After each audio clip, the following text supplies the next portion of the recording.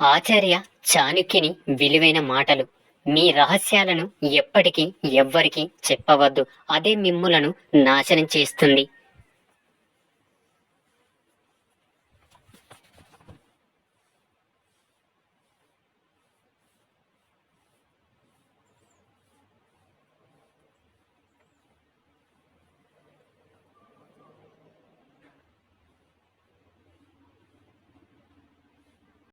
నీవు విజయం సాధిస్తే నీ శ్రేయోభిలాషులకు నీవెంటో తెలుస్తుంది.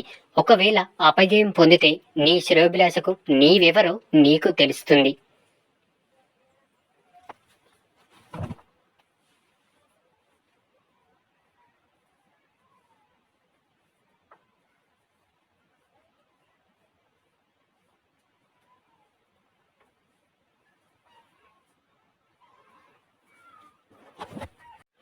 పూల వాసన గాలివాలును బట్టి వ్యాపిస్తుంది, కాని మనిషి మంచితనం మాత్రం 4 దిక్కులకు వ్యాపిస్తుంది.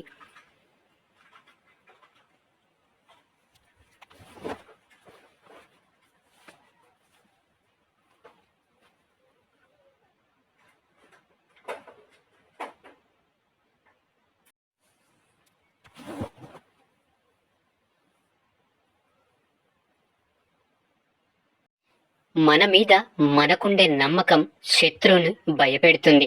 మన మీద మనకుండే అపనమ్మకం శత్రు బలాన్ని పెంచుతుంది.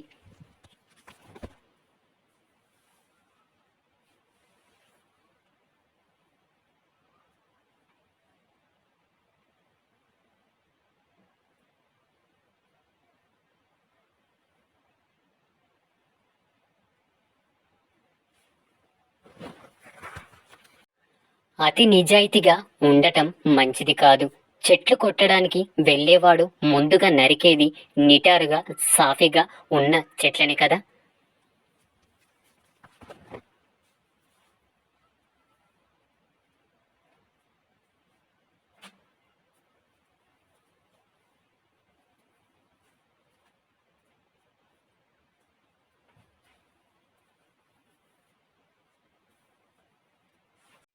ఎందుకు ఈ పని చేస్తున్నాను?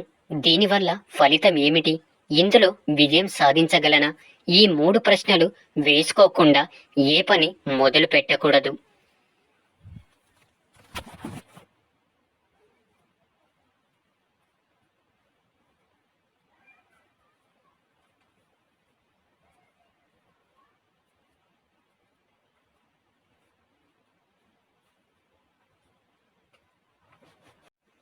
ఎవ్వడు ఎలాంటి స్వార్థం లేకుండా మరొకడితో జతకట్టడు.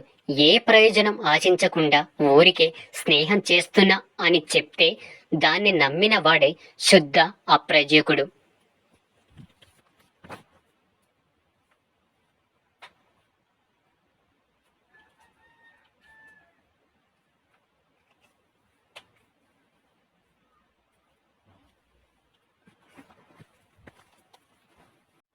భగవంతుడు విగ్రహాల్లో ఉండడు. మీ భావాలే భగవత్ స్వరూపం. మీ మనసే దేవాలయం.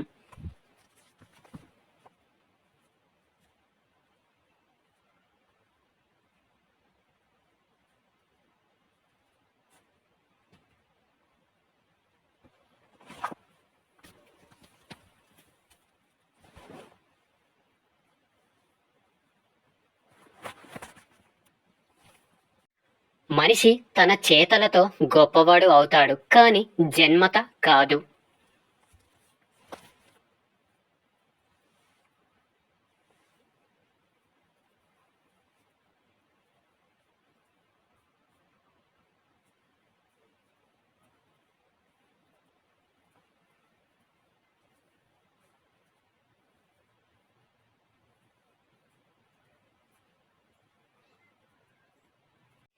ఈ ప్రపంచంలో రెండు ప్రబలమైన తిరుగులేని శక్తులు. ఒకటి యువశక్తి, రెండవది ఆడదాని అందం.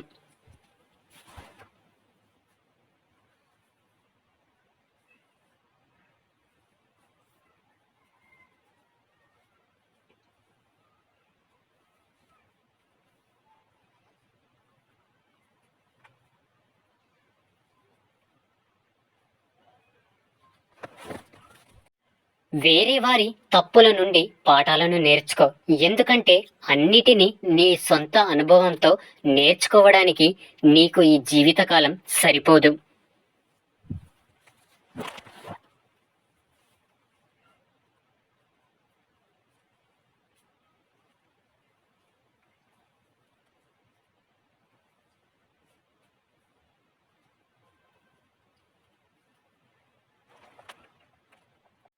డబ్బులేని పురుషుణ్ణి వేశ్య విసర్జిస్తుంది. ఓడిపోయిన రాజుని ప్రజలు విసర్జిస్తారు. పళ్ళు ఇవ్వని చెట్లని పక్షులు విసర్జిస్తాయి. ప్రపంచంలో అందరూ వారి వారి స్వలాభాన్నే చూస్తారు. ఎప్పటి వరకు మన నుండి జనాలకు లాభం ఉంటుందో అప్పటి వరకే మనకు విలువ ఉంటుంది.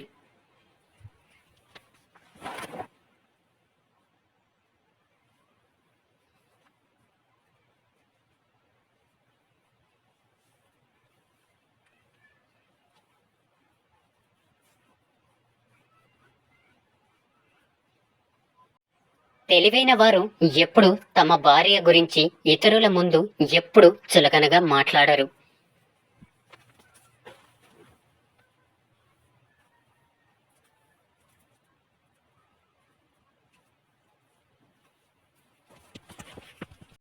మీరు మీ కర్మని నమ్మండి, కానీ రాశులను మాత్రం కాదు.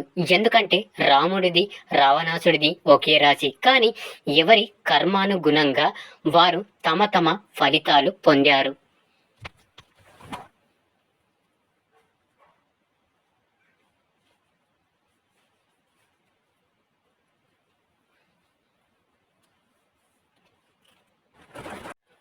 పని మొదలు పెడితే ఆపవద్దు, మధ్యలో వదిలిపెట్టవద్దు.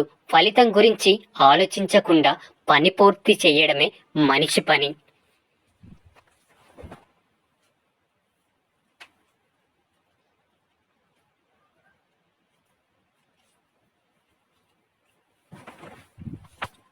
మనిషి జీవితంలో చేసే 7 తప్పులు: 1. అవసరమైన దానికన్నా ఎక్కువగా చింతించడం. 2. తల్లిదండ్రులను నిర్లక్ష్యం చేయడం. 3. ఎవరేమనుకుంటారో అని ఆలోచిస్తూ వెనకంజ వేయడం.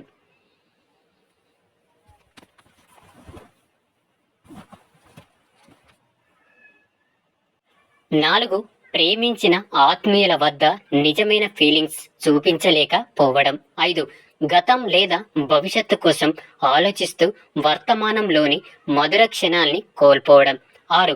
జీవితంలో రిస్క్ తీసుకోలేకపోవడం. 7. కుటుంబానికి సరైన సమయాన్ని కేటాయించకపోవడం.